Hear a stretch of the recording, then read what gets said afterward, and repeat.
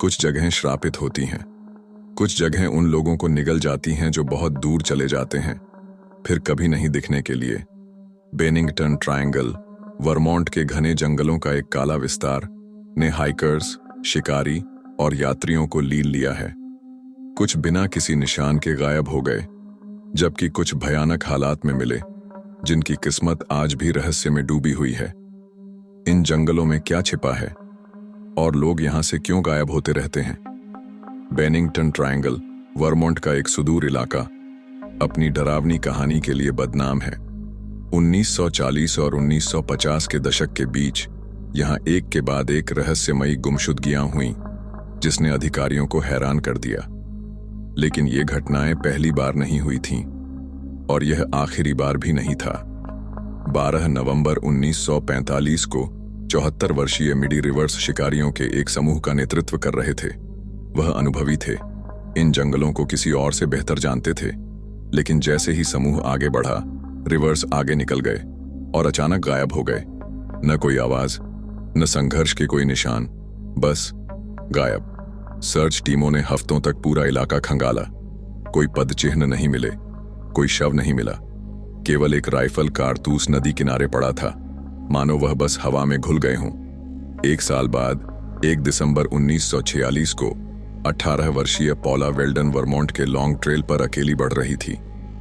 एक अन्य यात्री ने उसे आखिरी बार चलते हुए देखा था और फिर कुछ नहीं। सरकार ने बड़े पैमाने पर खोज अभियान चलाया, हवाई जहाज, हेलीकॉप्टर, खोजी कुत्ते, लेकिन पॉला का कोई भी सुराग नहीं मिला। न कोई पद चिन्ह, न कपड़े, न शव। ऐसा लगा मानो जंगल ने उसे अपने भीतर समा लिया हो और वह आखिरी नहीं थी जो इस तरह गायब हुई। 1949 में एक व्यक्ति जेम्स टेडफोर्ड बेनिंगटन जाने वाली बस में सवार हुआ। यात्रियों ने उसे आखिरी स्टॉप तक सीट पर बैठे हुए देखा था, लेकिन जब बस के दरवाजे खुले, वह गायब था। उसका सामान अब भी बस में था, टिकट भी पक्का नहीं किया गया था, लेकिन वह बिना किसी निशान के गायब हो गया। दर्जनों गवाहों के सामने, जो कसम खाते थे कि वह बस में था। 1950 में एक अनुभवी पर्वतारोही फ्रीडा लैंगर एक यात्रा के दौरान एक छोटी सी धारा में गिर गईं। कुछ ही पलों में वह अदृश्य हो गईं। खोजी दलों ने महीनों तक उनकी तलाश की, लेकिन उनका कोई निशान नहीं मिला। फिर 7 महीने बाद अचानक उनका शव एक ऐसे मैदान में मिला जिसे कई बार खोजा जा चुका था। उनके अवशेषों की हालत अजीब थी।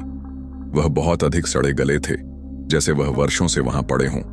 लेकिन सवाल यह था, अगर शव पहले से वहां था तो सर्च टीमों ने पहले उसे क्यों नहीं देखा? आखिर बेनिंगटन ट्रायंगल में हो क्या रहा था? कई लोगों का मानना है कि बेनिंगटन ट्रायंगल श्रापित है।